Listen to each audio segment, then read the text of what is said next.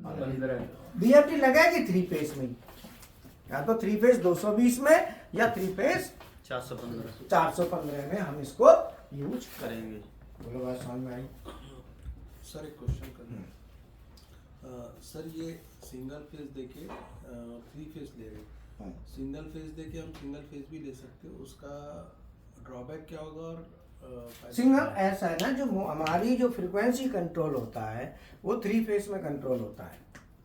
तो बीएफटी काय पे काम करती है? फ्रीक्वेंसी पे।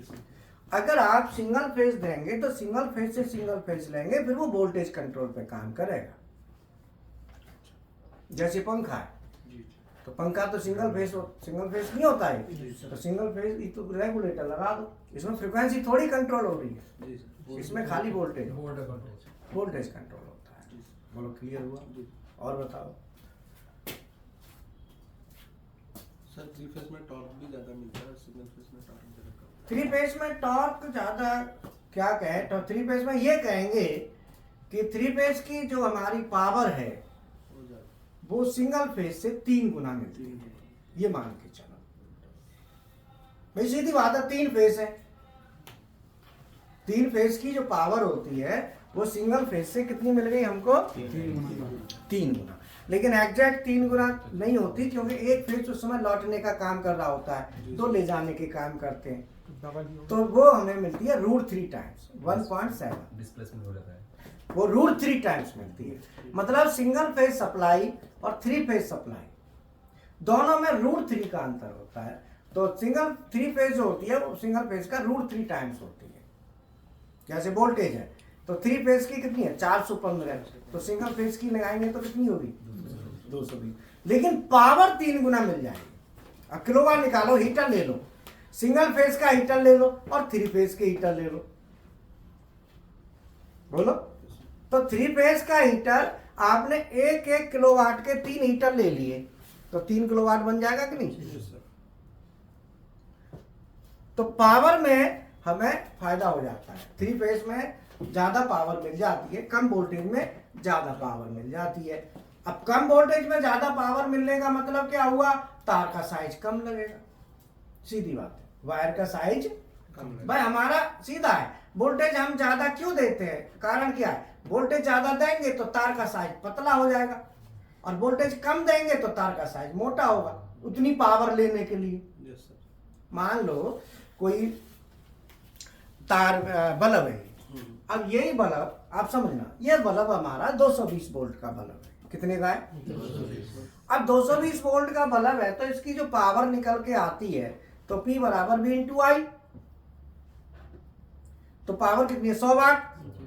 तो आई कितना हुआ देखो, 220 पे आई निकालो, एम्पियर।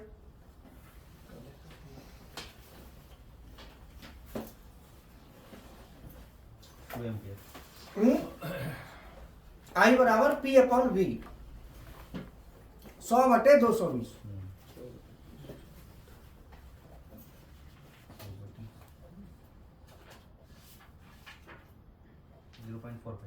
0.45।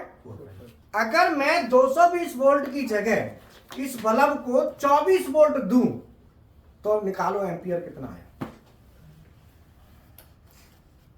भाई सीधा है, मैं 24 वोल्ट का बल्ब यूज कर रहा हूं, 200 वाटेज उतना ही है, 100 वाट का बल्ब है, 24 वोल्ट का है, वाटेज तो 100 ही है ना। 4 एम्पियर क्या? 4 एम्पियर कितने पे? 100 वाट 4 एम्पियर हो गया ना। हाँ। अब देखो 4 एम्पियर कहाँ, 220 में कितना एम्पियर था? 0.4। देखो समझो, अब देखो दिमाग लगाओ, दिमाग का इस्तेमाल करा करो। अगर हमारा 100 वाट का बल्ब है, कितने का है? 100 वाट का बल्ब है और हम 220 वोल्ट दे रहे हैं, तो उस समय I बराबर P अपॉन V, कितना हुआ? 100 बटे 220 कितना आया?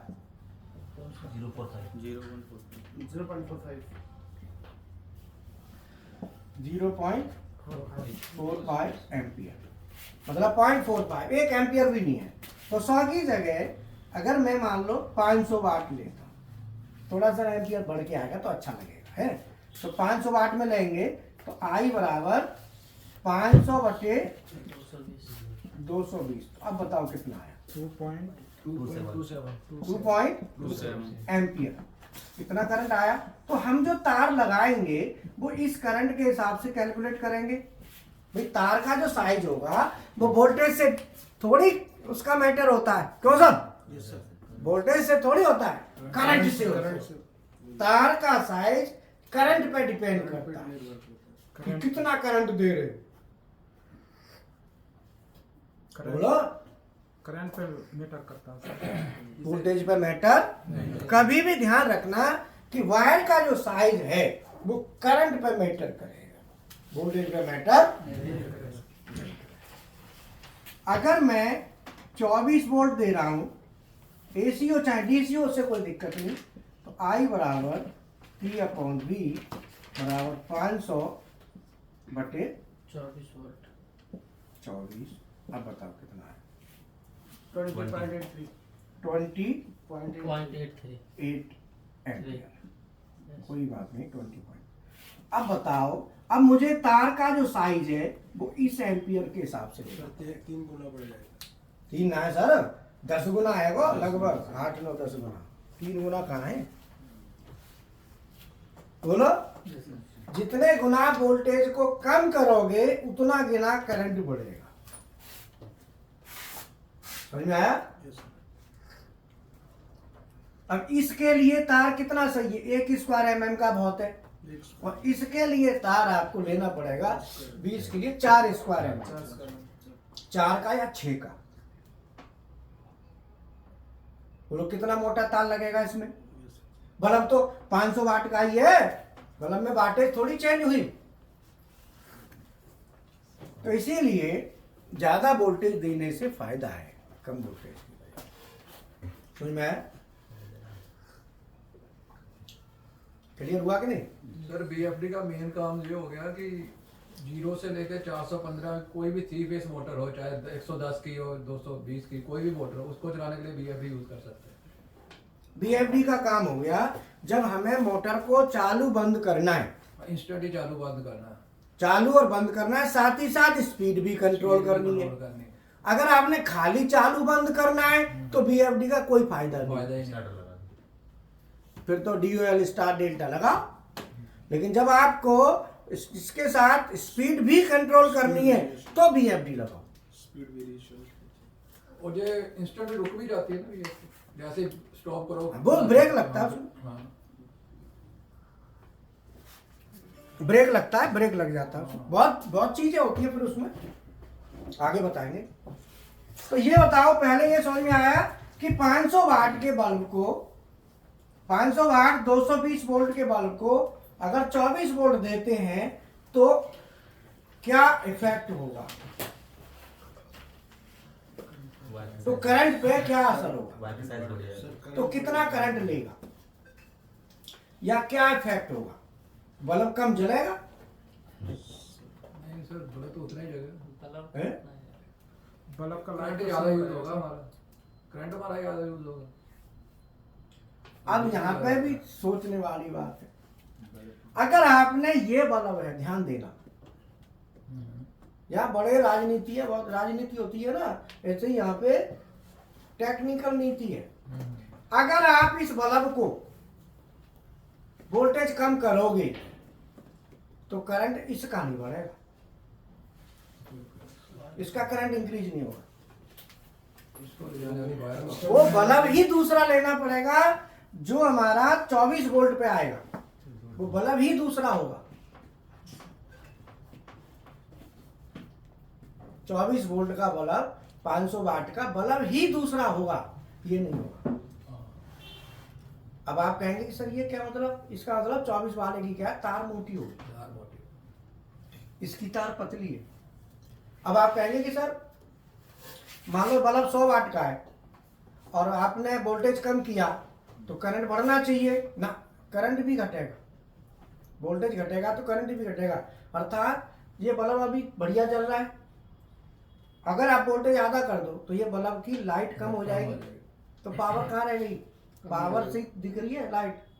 अगर आज लाइट ही आधी रहेगी तो इसके अंदर पावर तो डाउन हो गई। इसका मतलब अगर करंट बढ़ रहा होता तो पावर को मेंटेन करता, तो ऐसे तो बहुत बढ़िया हो जाता, पीछे से वोल्टेज कम आते, बल्ब तो फुल जलता, करंट ही तो बढ़ता, ये सर स्टेबलाइजर लगाएंगे फिर तो मजा ही मजा है। सही बात। अगर ऐसा होता तो आनंद ही आ जाता, स्टेबलाइजर फिर तो स्टेबलाइजर की जरूरत खत्म, वो अपनी वाटेज पूरी कर लेता करंट से। बोलो। हाँ, इनमें बहुत पचड़े, बहुत मतलब बहुत अध्ययन है ये बहुत ज्यादा डीपली लगना पड़ता है। मुझे पता कितना लगा, रात दिन एक करके इसमें लगे तब जाके यहाँ पहुंचा हूँ मैं। हर चीज की स्टडी करी है, कौन सी कंडीशन कैसे क्या है, करते रहो, फिर आपके दिमाग में आएंगे, फिर करते रहो, तब जाके आदमी निखार पे आता है कि हाँ मामला समझ में आया। क्योंकि सामने वाला तुम्हें कहीं भी फंसा देगा, यस सर। और फंस गए तो फिर तो फायदा ही क्या हुआ। समझ में आया। मेरा पता है, मैंने पढ़ाई जो करी थी वो पढ़ाई का मेरा तरीका अलग था।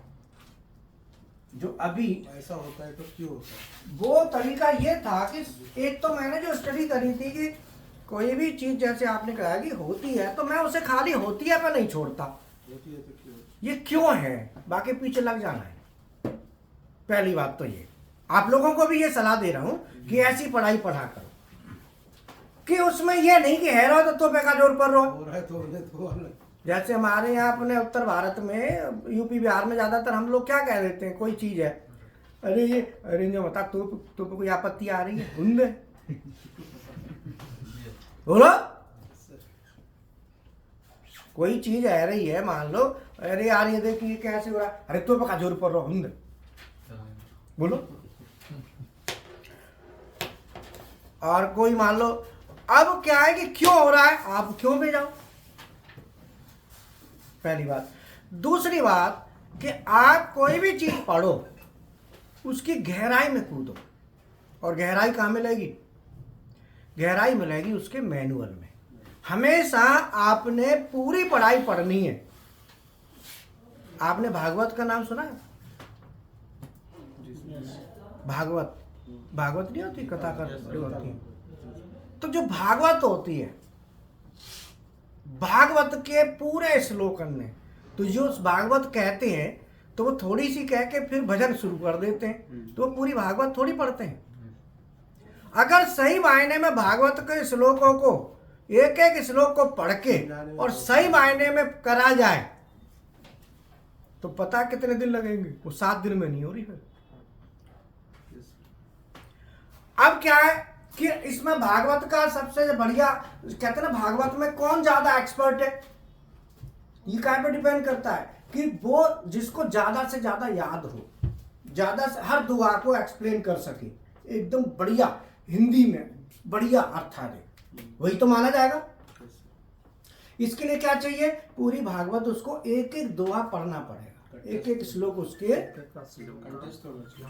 पढ़ने, उनको अर्थ आना चाहिए, चाहे वो रटे हुए ना हो, नो प्रॉब्लम, बट उनका अर्थ आना चाहिए। आपने रट लिए बट अर्थ नहीं पता तो बेकार है। बोलो।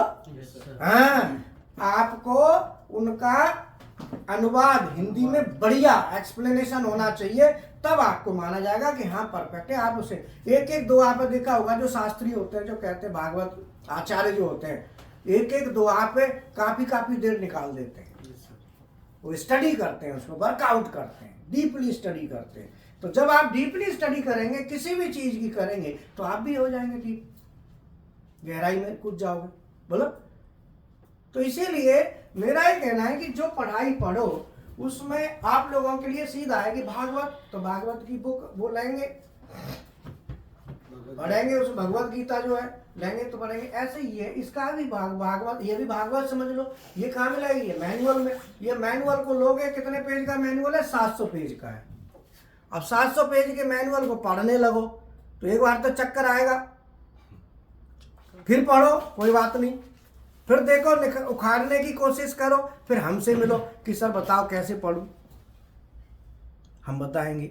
अब बच्चे क्या करते हैं, 700 पेज का देखिए, अरे सर तरी में कौन पढ़ेगा, छोड़ हो जाए। सर यहाँ बस। कुछ मैनुअल तो होगी।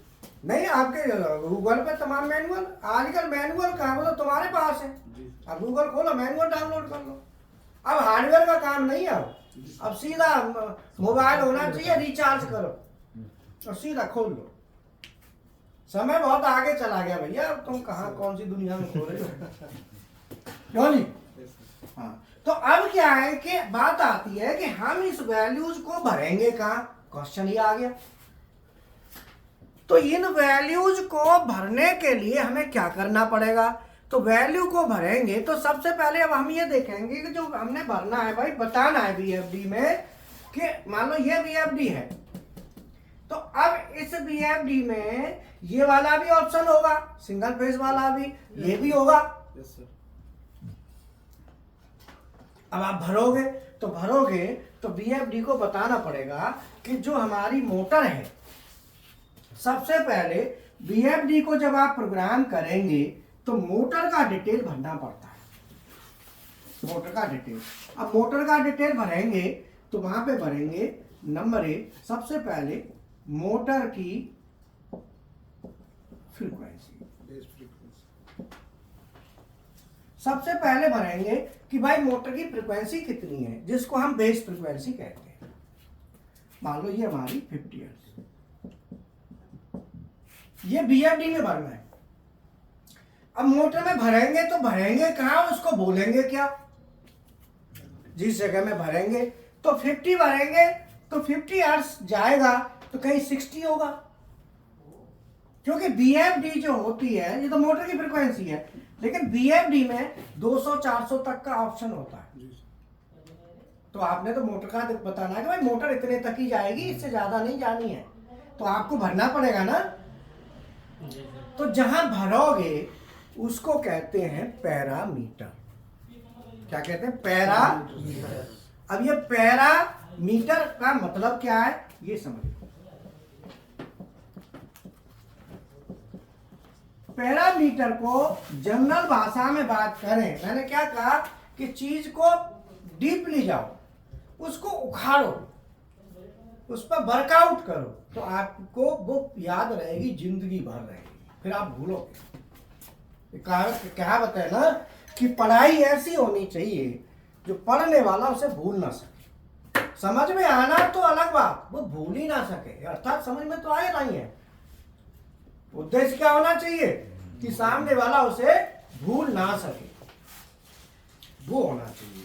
लेकिन उसके साथ साथ आप लोगों का भी सहयोग चाहिए, क्योंकि एक एक को तो हमें भी नहीं पता चलता, कहीं रह जाते हैं। तो आप लोगों को ये है कि आप जैसे पूछें चीज को, खाली सब बैठे रहेंगे तो काम नहीं चलता है। आप पूछेंगे नहीं तो फिर वो एक एक बच्चे के साथ हमारा वर्कआउट नहीं हो पाएगा। कैसे, कितना का साथ करेंगे? बोलो, आप पूछिए, आपका अधिकार है पूछने का, और हमको अच्छा लगेगा। कम से कम आपकी तरफ से क्वेश्चन रेज होगा, तो समझ में आया? जैसे इन्होंने पूछा, हमने तुरंत बताया। कोई और क्वेश्चन बनता है पूछो, सब्जेक्ट से रिलेटेड। ये नहीं चलो ये तो हो जाएगा सर, वो बताओ, ऐसा काम हम नहीं करते। जो चल रहा है इसमें पूछो, जितना पूछना है इसमें पूछो, क्योंकि हम सब्जेक्ट में हैं, ये ध्यान रखना है। जब वो सब्जेक्ट चले तो उसमें पूछो। मोटर की फ्रीक्वेंसी भरेंगे तो इसको कहेंगे पैरामीटर। तो मीटर होते हैं नापना किसी भी चीज को, किसी के मीटर कहते हैं किसी भी चीज का नापता हूं कि भाई कितना है, किसी भी चीज को ये देखना कि ये कितना है, उसे कहते हैं मीटर। जैसे मान लो कोई चीज भारी कितनी है, वो भी कहेंगे मीटर कर रहे हैं, इसका नाप रहे हैं। वजन में, लंबाई में, चौड़ाई में, डायमेंशन में, किसी भी चीज में मीटर का मतलब होता है नाप, नाप, नाप। और पैरा माने पैरने वाला। अब आप कहेंगे ये पैरने वाले का क्या मतलब हुआ? पैरने वाले का मतलब होता है जो ऊपर उसके पैर है, और पैरने वाले को हमारी टेक्निकल भाषा में कहते हैं ओवरराइड, OVERRIDE। ये आपको कहाँ मिलेगा? CNC मशीन पे फीड ओवरराइड स्विच होता है, वहां पे ओवरराइड लिखा रहता है। ओवरराइड का मतलब ऊपर। अब आप कहेंगे इसका क्या मतलब हुआ? इसका मतलब ये हुआ कि मेरे पास जो ऑप्शन होगा जहां मैं भरूंगा ना 50, वहां पे इससे ऊपर नीचे करने का भी ऑप्शन होगा। मैं इसे कम भी कर सकता हूँ, वहां ज्यादा भी कर सकता हूं। तो क्या हो रहा है, ये पैर रहा है, मतलब ओवरराइड हो रहा है। इसीलिए इसमें ओवरराइड किया जा सकता है, इसीलिए उसका नाम पैरा है। पैरना, तैरना, ऊपर पैर है, मतलब कोई भी चीज है ओवरराइड, ओवर उसके ऊपर। जैसे मान लो आपने कोई चीज भरी कि 50 है, अब हो सकता है आप 45 भर दो, 40 भर दो, तो आप चेंज कर पा रहे हैं ना। जब आप चेंज कर पा रहे हैं तो उसे कहते हैं ओवरराइड। क्या कहते हैं? Over, OVERRID। अब ये आपको कहाँ मिलेगा? ये CNC मशीन पर मिलेगा। ओवरराइड स्विच, CNC BMC होते हैं, ओवरराइड स्विच होते हैं, फीड ओवरराइड, स्पिंडल ओवरराइड। तो इसीलिए हम कहते हैं मैकेट्रॉनिक्स ले लो, 1000 रुपये और दे के, जैसे आप फीस दे तो 1000 रुपये और दे के वही, तो कम से कम मशीन, ये ऐसी सारी चीजें वहाँ मिल जाएंगी। आपका नॉलेज बढ़ेगा, कॉन्फिडेंस बढ़ेगा। समझ में आया? अब मैं आपको इतना बोल पाता हूँ, बता रहा हूँ, मेरा क्या आप समझ रहे हो, मैं खाली एक ही चीज से थोड़ी मेरा बढ़ जाता है इतना कि खाली PLC से होता नहीं। इसमें मैकेनिकल, इलेक्ट्रिकल, इलेक्ट्रॉनिक्स, ये तीनों का कॉम्बिनेशन है। जिस आदमी को ये तीनों के बारे में फुल नॉलेज है तभी वो सक्सेस है, वो परफेक्ट है एक तरह से। तीनों की नॉलेज होने के बाद कॉन्फिडेंट पर्सन कहते हैं। कॉन्फिडेंट, उसे कॉन्फिडेंस है, जो बोलेगा किसी को जस्टिफाई करेगा कि भाई ये चीज है। क्यों? इसीलिए जरूरी है मशीनों को देखना। मशीनों में खाली यही नहीं है कि इसी से काम चल जाएगा, तो मशीनों में भी जाके देखना फंक्शन क्या है, कैसी है। तो ओवरराइड का मतलब होता है ऊपर से, मतलब उसमें हम चेंज कर सकें, तो इसीलिए पैरामीटर। तो पैरामीटर के लिए हो गए।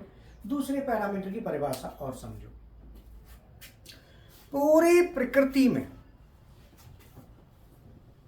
प्रकृति के अंदर वह एलिमेंट जो किसी भी चीज को, किसी भी वस्तु को या किसी भी ह्यूमन बीइंग को रिप्रेजेंट करें या उसे कंट्रोल करें, वो सब पैरामीटर कहलाते हैं। जैसे अब पैरामीटर में आप समझना कि किसी भी चीज को ले लो, मान लो जैसे ये है, इसके भी पैरामीटर। इंक कितनी आती है इसमें, वो एक पैरामीटर हो गया। इसका ये साइज कितना है, ये एक पैरामीटर है। ये कितनी लेंथ है पूरी, ये पैरामीटर है। कितनी देर ये चलती है, इसकी लाइफ क्या है, वो एक पैरामीटर है। मतलब हर चीज जो आप बात करते हो वो सब पैरामीटर है। आदमी को ले ले, इधर आओ, जैसे इसके पैरामीटर, इसके भी पैरामीटर है। हाइट है। अब देखो इसके पैरामीटर, ये कैरोटी खाता है, बोलो पैरामीटर हो गया।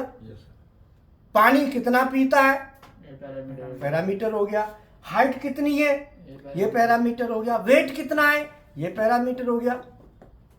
मतलब हर चीज, हर जो चीज आप बोल रहे हो किसी भी से संबंधित किसी भी चीज से, वो उसके पैरामीटर। ठीक है बैठो, बोलो बात समझ में आई। अब आप कहेंगे कि सर ये आपको ये कहानी कहाँ से पता चली कि भाई ये मैकेट्रॉनिक्स है। जब आप तीनों में घुसोगे, तीनों का ज्ञान होगा, तीनों का निचोड़ निकल के आएगा, आप कॉन्फिडेंस आ जाएगा। बोलो, क्योंकि CNC मशीन में भी पैरामीटर देखे, इधर भी पैरामीटर, सब जगह देख के फिर सोचा ये बीमारी क्या है, पैरामीटर। यार बोल तो कोई भी देता है, लेकिन इसका मतलब तो होगा ना किस चीज से ये बिलोंग कर रहा है, किस चीज, ये काय के लिए करे। ओवरऑल देखोगे ना, ओवरऑल जब देखोगे तब पता चलेगा अरे ये काम करते हैं, इसका मतलब ये है। बोलो बात समझ में आ गई, क्लियर है। अब पैरामीटर जो है ना, मोटर की फ्रिक्वेंसी 50 है। अब भाई अमेरिका में 60 चलती है, तो वहां पे वो क्या भरेंगे, 60। इसका मतलब 50 भी भर सकते हो, 60 भी। इसका मतलब इसमें गुंजाइश है ना, अभी तो भरोगे। तो ये पैरामीटर, बोलो बात समझ में आई। सो पैरामीटर को परिभाषित करना है आम भाषा में, तो हम कहते हैं वह एलिमेंट जो किसी भी चीज को रिप्रेजेंट करे या कंट्रोल करे, पैरामीटर कहते हैं। अब उनको अलग अलग कैटेगराइज कर दिया, क्राइटेरिया दे दिया कि जैसे ये कर दिया कि भाई ठीक है, हम कोई भी वायर के थ्रू डिजिटल इनपुट देते हैं, जैसे बटन दबाते हैं तो वो करते हैं, लेकिन हमने अंदर स्क्रीन पे हमने सब पैरामीटर के अलग अलग वो हो गए, फिर भाग हो गए, मतलब टाइप हो गए। एक हार्डवेयर पैरामीटर, एक टूलिंग पैरामीटर, ठीक है, टूलिंग चाहे लेता ही उधर से उनकी सबकी स्टाफ की। टूलिंग का मतलब जो टूल होते हैं, कटिंग टूल होते हैं सीएनसी में, उनके para feed, cutting speed, RPM कितने रखने, वो भी पैरामीटर। मेजरिंग पैरामीटर, लंबाई चौड़ाई ऊंचाई, मेजरिंग पैरामीटर। आदमी के पैरामीटर, लंबाई, हाइट, वेट।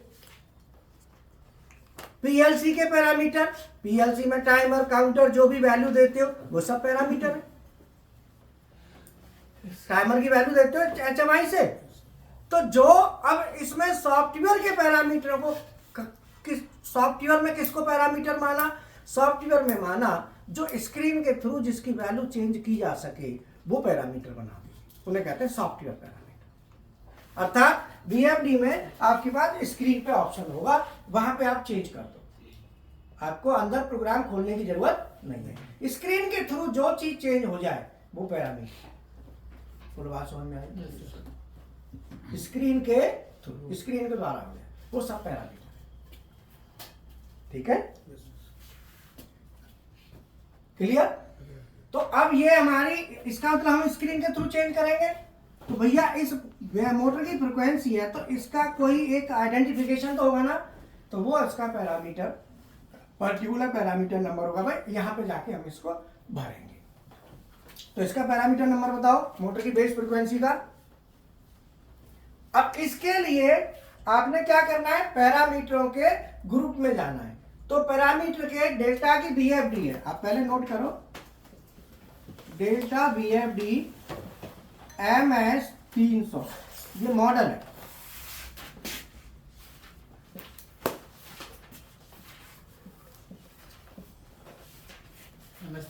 MS 300 ये मैनुअल, इसके लिए हीरा क्या, एक ना डायरेक्ट यूट्यूब पर डालना how to read VFD manual by Gopal sir, direct डालो तो उसमें आ जाएगा, आपको पूरा मैनुअल के बारे में बताया है।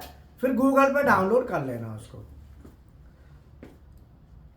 यूट्यूब पर डायरेक्ट डाल दो how to read VFD manual by Gopal sir.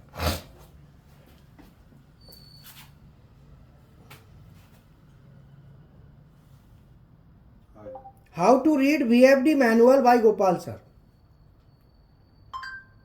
How to read VFD manual by Gopal sir. आ गया, खोल लो। ये मैनुअल को मैं ग्रुप में भी भिजवा दूंगा, आप खोल के देख लो पहले। How to read VFD manual by, अरे इतनी देर लगे, आ गया ना, यही है। अब आप इस मैनुअल को पढ़ना है, इसमें पूरा बताया कि भाई मैनुअल कैसे पढ़ेंगे बीएफडी का। मैनुअल पढ़ना आना चाहिए। तो ये हमारा, अब इसमें ग्रुप है, तो पैरामीटर के क्या है, ग्रुप है, ठीक है। तो मैं इसमें ये मिटा दूं, अब इसकी जरूरत तो नहीं है।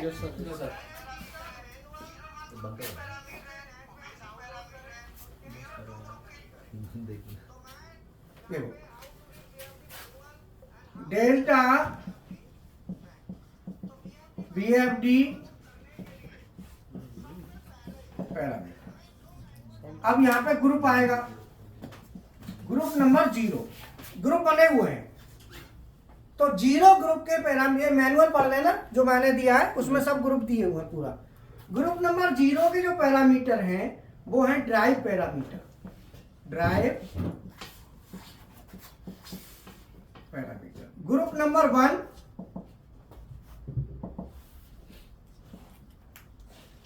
के हैं basic parameter.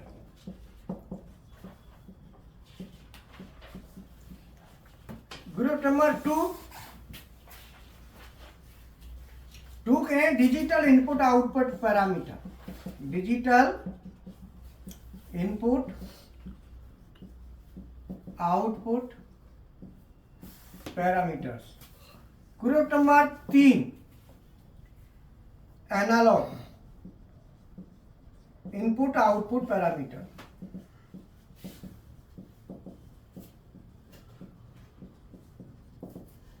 Group number 4 multi speed parameter. Group number 5 में क्या देखना, मोटर पैरामीटर क्या था? मोटर पैरामीटर है? Motor parameter motor parameter.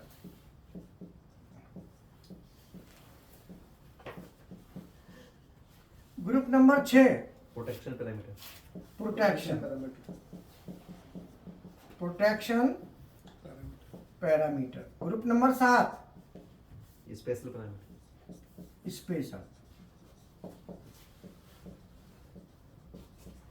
8 high function PID controller parameter PID parameter control. 9 communication communication parameter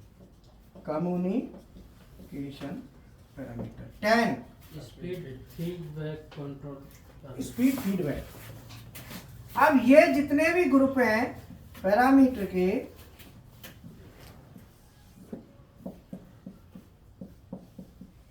speed feedback control, मतलब आपकी speed का feedback वाला है, एनकोडर वगैरह लगेगा तो वो यहाँ पे आ जाएगा, इससे कंट्रोल हो जाएगा। 11 एडवांस पैरामीटर एडवांस। ये एडवांस हो गए, कुछ एक्स्ट्रा आ गए। 12 नहीं है, 12 ले सकते तेरह? हैं industrial application parameter industrial application. ये अलग अलग एप्लीकेशन के हिसाब से इसमें से ढूंढने होंगे। और 14 protection parameter protection parameter level 2। पहले 6 में भी है ना। बस इतना ही।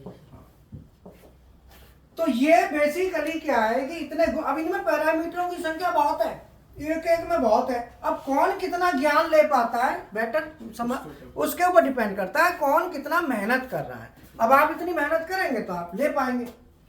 अब इसमें सब मेहनत का खेल है, आप कितनी मेहनत करते हैं उससे आपका ये चीज चलेगा। तो अब मैं बता देता हूं कि ये जो पैरामीटर मैं बता रहा हूं वो आएगा बेसिक, ग्रुप नंबर 1। और ग्रुप नंबर 1 में ये पैरामीटर आपका चलेगा, बेसिक पैरामीटर में आएगा, जो मोटर की फ्रीक्वेंसी और मोटर का वोल्टेज दोनों हम भर सकें। तो देखो ग्रुप नंबर 01, उसमें कैसे लिखा होगा, पैरामीटर को कैसे भरेंगे, कैसे समझेंगे। पहले आएगा ग्रुप नंबर, फिर आएगा पैरामीटर नंबर, फिर आएगी वैल्यू। जैसे मान लो ग्रुप नंबर 01 का 00, 01 के 00 में क्या है देखो, उसमें है ना, खोलो वीडियो, खोलो वीडियो।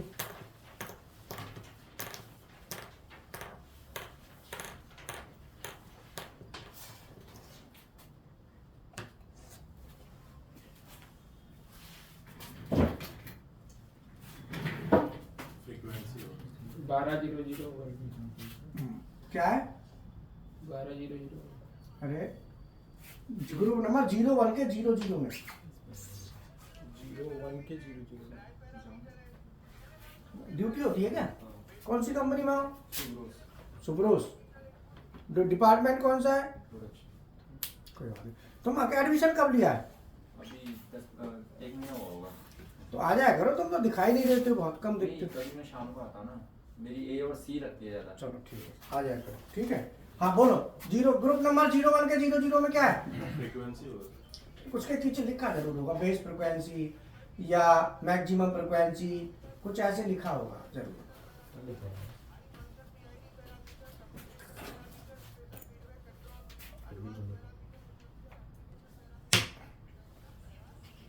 ऐसे लिखा है।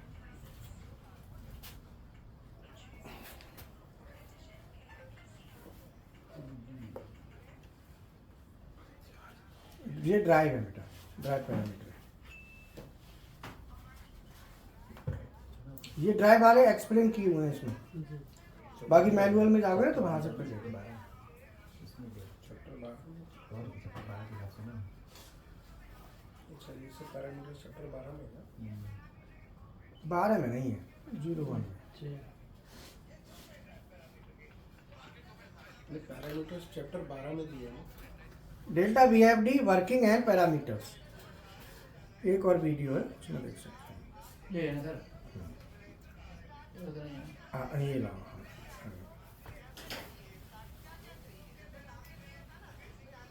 धीरे धीरे पेज नंबर क्या है? ये सी मतलब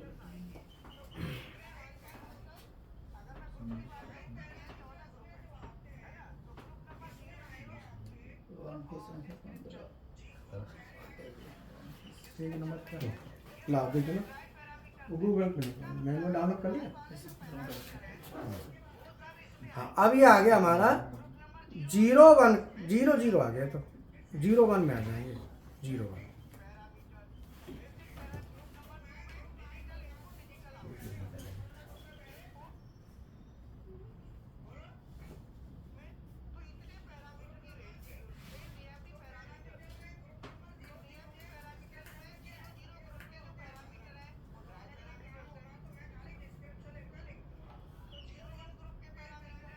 जीरो वन के 00 में मैक्सिमम फ्रिक्वेंसी है। 01 के 00 में क्या है? मैक्सिमम फ्रिक्वेंसी, ठीक है। 00, 52, 53 और 62। और 01 में आउटपुट फ्रिक्वेंसी और 02 में आउटपुट वोल्टेज, बेस वोल्टेज। तो ये आएगा 01 के 00 में मैक्सिमम फ्रिक्वेंसी। तो 01 के 00 में दिया है मैक्सिमम फ्रिक्वेंसी। 01 के 01 में बेस फ्रिक्वेंसी और 01 के 02 में बेस वोल्टेज। इस तरीके से दिया हुआ है। तो ये पैरामीटर कोई नहीं, हम बताएंगे आपको पूरा मैनुअल पढ़ के। पेज नंबर कितना है इसमें? पेज नंबर देखना, खोलना इसको, कितना पेज था। तो ये हमारा पेज नंबर 276 276 पेज नंबर 276, ठीक है ना। तो अब इसको 01 में क्या है पढ़ो, बताओ। 01 के 00 में मैक्सिमम फ्रिक्वेंसी आई है ना, यस सर। और 01 के 02 में क्या लिखा है? Operation frequency. Yes sir, operation frequency. ये आगे लिखा होगा बेस फ्रिक्वेंसी ब्रैकेट में। जी 00 होगा, 00 नहीं, 00 01 होगा ना। हाँ। जी बेस फ्रीक्वेंसी लिखा है। और 02 में 02 में लिखा है बेस वोल्टेज। ठीक है। 03 में 03 में mid point frequency. Mid point frequency. Yes sir. तो ना तो प्रोग्राम करना है।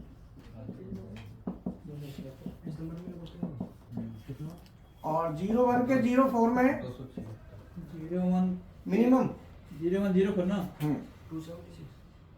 0104 का मिड पॉइंट वोल्टेज।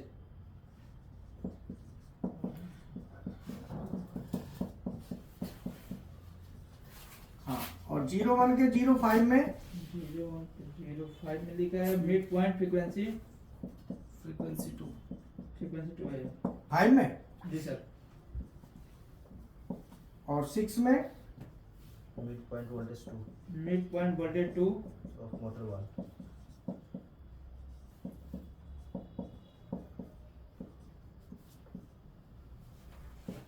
ठीक है। और 01 का 07 में एक्सीलरेशन टाइम। 07 में maximum output frequency. Maximum output frequency है। Yes sir. Minimum sir minimum. 600 maximum तो ऊपर होगी ना। Yes sir minimum. Minimum output frequency. आप 08 में 08 में मिनिमम आउटपुट वोल्टेज। वोल्टेज 09 में start of frequency, start of frequency 10 में upper limit, output frequency, upper limit, 11 में लोअर लिमिट फ्रीक्वेंसी,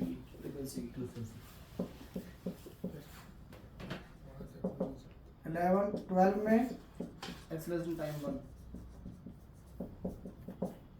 13 में कहाँ पे है ये किधर है 14 में एक्सेलरेशन टाइम 2,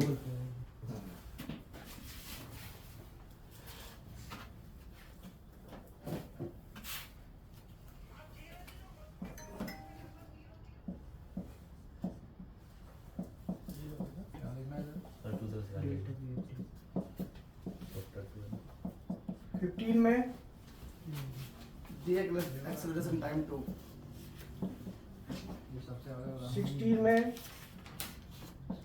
एक्सेलरेशन टाइम 3, ये डाउनलोड करना पड़ेगा 17 में टी एक्सीलरेशन टाइम 3, 18 में एक्सीलरेशन टाइम टाइम 19 में डिलेक्शन टाइम 20 में 4 job Job acceleration time acceleration time 21 में जॉब एक्सीलरेशन टाइम ठीक है 22 में डाउनलोड करो जॉब फ्रीक्वेंसी, जब ऐसे लिखे जाए 23 में switch frequency between first and fourth acceleration indicator, switch frequency switch frequency between first and fourth acceleration and indicator. इस तरीके से आपके ये पैरामीटर आगे बढ़ेंगे। तो आपने क्या करना है, जो पहले हमें इस तरीके से पहले इनको समझना है कि भाई ये पैरामीटर होते क्या है। तो हमारे ये तो पैरामीटर हो गए मोटर के पैरामीटर, वो बेसिक पैरामीटर। अब हमें कहाँ जाना है, हमें जाना है ग्रुप नंबर 00। हमको कौन से पे जाना है, ग्रुप नंबर 00 के पैरामीटर नंबर 20 में और 21 में जाना है। ग्रुप नंबर हमको देखना है क्या, 00 के 20 में। 20 है हमारा फ्रीक्वेंसी के लिए, स्पीड के लिए।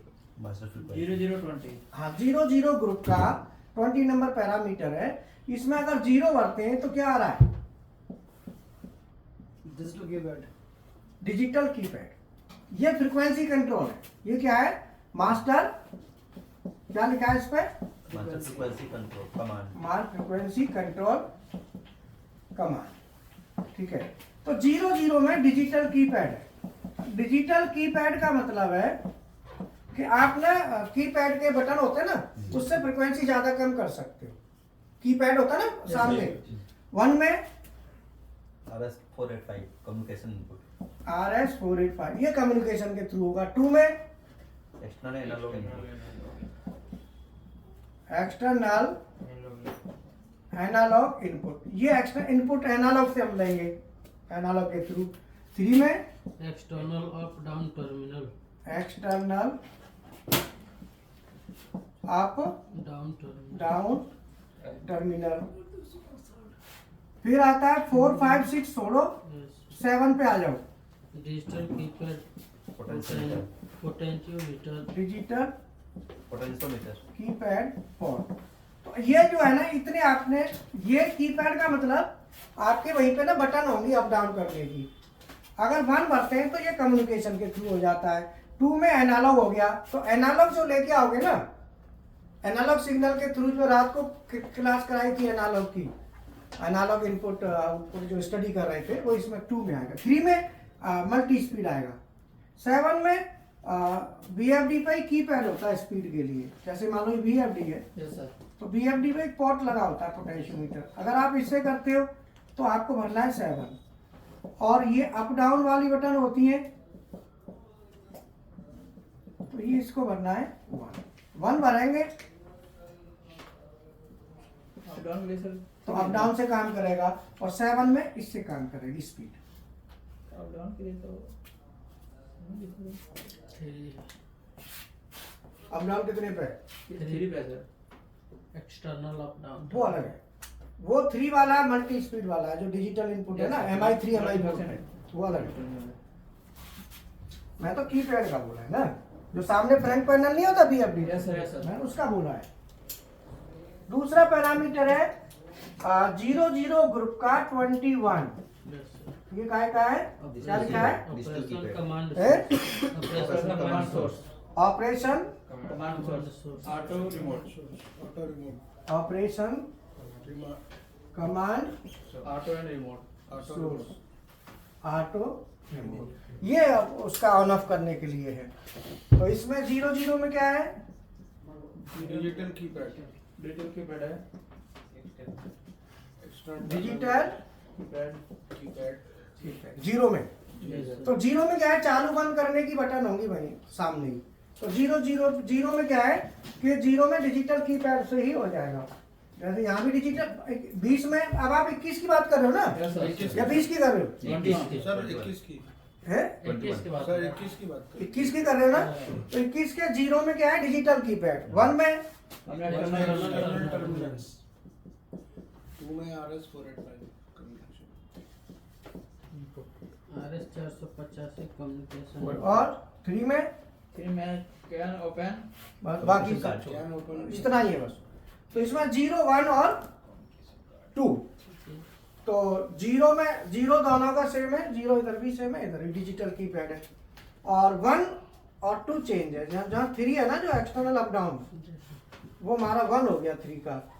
एनालॉग इसमें है नहीं, एनालॉग तो नहीं है ना, तो एनालॉग हटा दो तो ये 3 बन गया 1 1 हो गया 3 2 1 2 है। कुछ ही बनवा दे, ठीक है ना। अब ये उतार लो, मैं ना फिर आगे क्लास हीरा बोर्ड साफ कर देना एक बार। ठीक है। तो ये हमारा आप प्रैक्टिकल पर मिटा दीजिए। हाँ इसमें तो है नहीं। हाँ ठीक है। वीडियो आया अब आप ना पढ़ के अब मैंने क्या कहा कि यह बहुत बड़ा सिलेबस, बहुत बड़े वाइड सिलेबस होते हैं ये। अब आप कहें BFD में ही 2 महीने निकाल दूंगा मैं अकेली BFD में एक चीज में ही कई महीने का कोर्स होता है। पर यह क्या हो, इतना टाइम कहाँ होता है स्टूडेंट के पास? भाई इतना टाइम किसके पास है? सर BFD में PID जो कंट्रोल करते हैं वो उसको कैसे, वो सब आ जाता है, सब आ जाता है। ठीक है। अब मैं यहाँ पे आगे जो है ना एक एक्सरसाइज, एक स्टूडेंट की एक्सरसाइज है। उनका क्या है कि हीरा टाइम क्या हो रहा है? 12:38। मान लो 30 पंप है, 30 पंप है, उनको एक साथ चलाना है। पंप माने motor, yes sir. Motor pump set. क्या ये? Motor pump set motor pump set, pump set. और इन 30 को एक साथ चलाना है HMI से, है? HMI से क्या कह रहा है? एक से चलाना है, एक साथ। HMI से चलाना है। कैसे चलाना है? HMI से HMI से चलाना है, और कम से कम 22 मोटर चलनी चाहिए। कुछ मोटर ट्रिप भी कर जाएंगी, यस सर। मिनिमम 22 मोटर जरूरी है कम से कम। तो हम क्या करेंगे कि सभी मोटरों का, जैसे मान लो मोटर 1 M1 का, सबकी हम क्या लेंगे? ओवरलोड रिले, ओवरलोड रिले भाई हमें मोटर चल, हमने तो सब ऑन कर दी, अब कुछ ट्रिप करेंगी तो ट्रिप कर जाएंगी, तो सब चले तो बहुत बढ़िया है। अगर ट्रिप कर गई तो कोई बात नहीं। तो हम क्या करेंगे, सभी मोटरों की जो ओवरलोड रिले हैं वो सबको हम लाएंगे काउंटर पे, सभी का काउंटर पे लाएंगे। सीरीज लाएंगे और पैरेलल। काउंटर पे जब लेके आएंगे हम, तो यहाँ पे जैसे मान लो हमारा कोई एड्रेस होगा X1, तो इसमें राइजिंग एज डालना है। इस तरीके से सभी का डालना है, सबका डाल के, और यहाँ पे हमें, यहाँ पे इसको ऐसे कर दो सब, यहाँ पे टर्मिनल आएगा, पल्स आएगी। तो ये काउंटर है, यहाँ पे पल्स आ जाएगी, तो X2, X3, X4, ये सब का जो है ना X1 2 3 4 सभी को हम यहाँ पे लेंगे। तो जो भी मोटर हमारी चलेगी भाई, जो मोटर हमारी चलेगी, तो एक तो उसमें ओवरलोड रिले पे एनो होता है, एक होता है एनसी, दो होते हैं। अब आप एनसी का लेते हैं कि एनओ का, ये डिपेंड करता है। एनसी का लेंगे तो एनसी जैसे ही सप्लाई आ रही है, जैसे ही सप्लाई जाएगी तो उसका हम ले लेंगे फॉलिंग रेट। जैसे मान लो हमारे पास एक बटन है, आप ये ध्यान दो, अब ये बटन ऑन है जी सर। और मैंने K1 कॉन्टैक्टर ऑन कराया। अगर मैं बटन ऑन करता हूँ, इसमें राइजिंग एज डालता हूँ, तो ऑन होते समय एक जाएगा, एक पल्स रहेगा। जी सर। और अगर इसी को मैं ऐसे लेता हूं तो ये मैं बंद छोड़ूंगा तब जाएगा। तो मैं क्या करूंगा, इनमें जो हमारे क्या नाम है सिग्नल आ रहे हैं, तो आते हुए को जब हमारा जैसे ओवरलोड रिले है, तो ओवरलोड रिले जब ट्रिप करेगी तो वो एनओ से एनसी बनेगा, सप्लाई जाएगी ना। जैसे ऑन बटन है तो ऑन बटन को हम छोड़ेंगे, तो ऑन बटन को हम छोड़ेंगे, तो ऑन बटन को हम छोड़ेंगे, तो अब जैसे रिले है, रिले ऑन हो गई, जब हमारी रिले है तो ऑन छोड़ेंगे, तो इसका मतलब एनओ एनसी बनेगा। जी सर। सप्लाई को हमारा एनओ है दबेगा, एनओ है दबेगा ना, यस सर। तो दबेगा तब जाएगा, तो उसके हम राइजिंग एज ले लेंगे, एनसी बनेगा। एनसी बनते ही हमको सिग्नल मिल गया भाई रिले ट्रिप कर गई। अब ये हमने सभी का ले लिया जितनी भी है। एक तो ऑप्शन ये है कि सबकी हम राइजिंग एज डाल दें, तो ये तो बताएगा कि ट्रिप कितनी करी, ये काउंटर क्या बताएगा, किस ट्रिप के काम? ट्रिप की संख्या, भाई कितनी ट्रिप करी, इतनी हमारी ट्रिप कर दी। एक बताएगा कि चालू कितनी है, क्वांटिटी। दो ऑप्शन है हमारे पास, चालू कितनी है, तो चालू कितनी है तो उसके लिए जो गिर जाएगी ना, तो चालू कितनी है उसके लिए ओएलआर नहीं लेंगे, फिर उसके कॉन्ट्रैक्टर के एनो उठा लो सबके, तो ओएलआर लेने की भी जरूरत नहीं है, कॉन्ट्रैक्टर के एनो उठा लो, तो कॉन्ट्रैक्टर गिरेगा तो वो बंद हो जाएगा। तो कॉन्ट्रैक्टर से मान लो हमारे पास K1 कॉन्ट्रैक्टर है, तो K1 का एनो ले लिया, सभी की राइजिंग एज ले लो,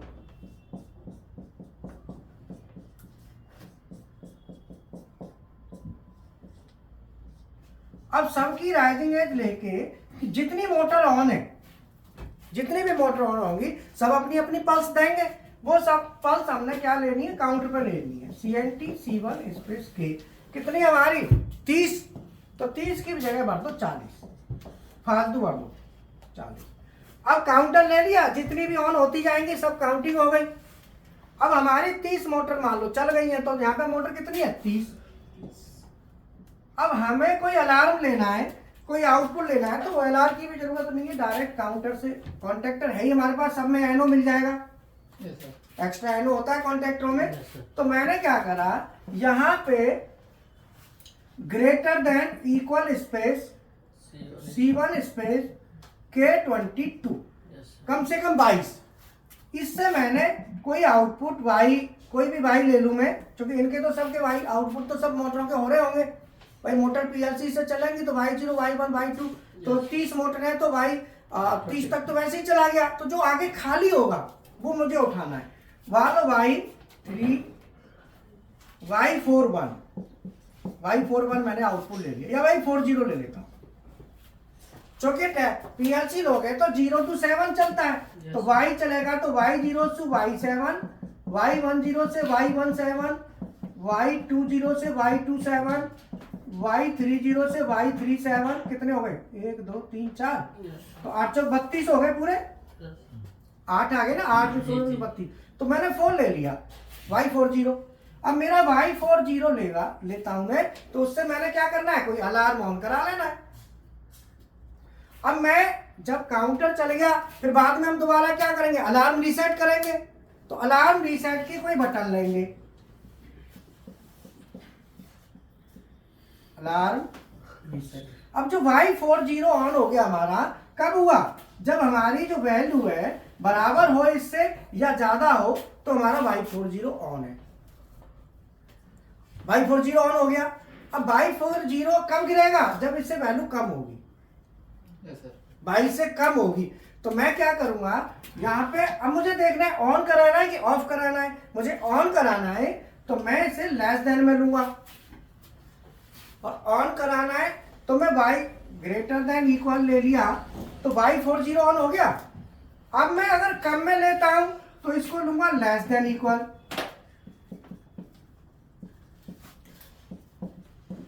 मेरे पास दो आउटपुट आ गए। अब मैं आगे कोई भी लॉजिक लिख सकता हूं। दो मैंने 22 या इससे कम है तो हमारा Y41 ऑन होगा, और अगर 22 या इससे ज्यादा है तो Y40। अब हमें जहां चाहे वहां हम दे लें।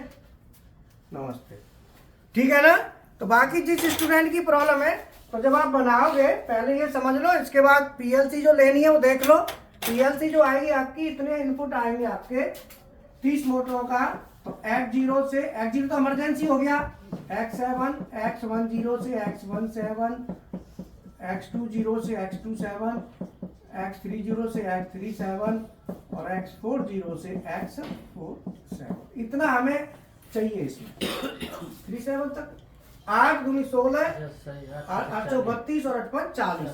40 इनपुट और 40 आउटपुट की पीएलसी आपको लेनी ही लेनी है।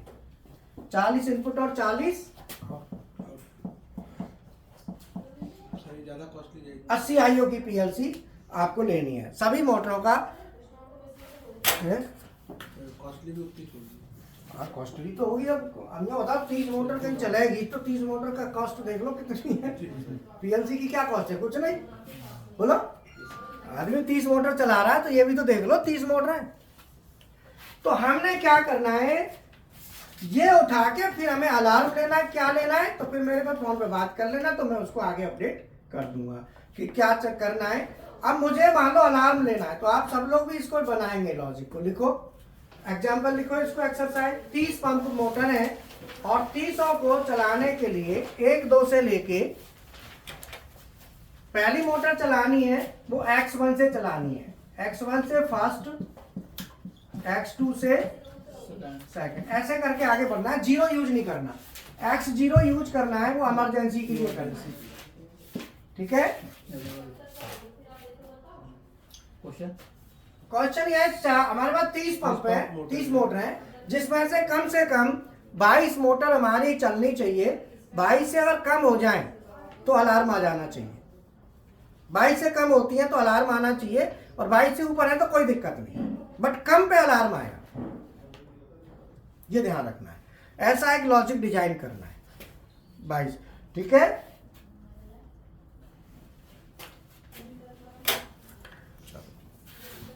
22 पे अलार्म आएगा, और ये सभी मोटरें HMI से चलेंगी, HMI का एड्रेस डाल के। पीएलसी से उससे नहीं चलानी डिजिटल इनपुट। डिजिटल इनपुट तो केवल इनके ट्रिपिंग के लिए जाएगा।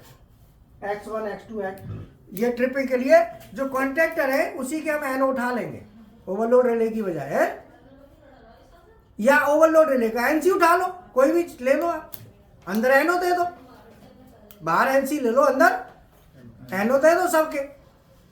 ट्रिप कर जाएगी तो पता चल जाएगा ट्रिप कर गई। समझ में है? हम क्या करेंगे, वायरिंग करेंगे ना, तो ओवरलोड रिले सबकी ओवरलोड रिले पे दे दो, OLR 1 2 3 ऐसे करके सब मोटरों की, और एनसी लेना बाहर, अंदर एनो। ठीक है ना? अंदर एनो रखना, बाहर एनसी रखना है।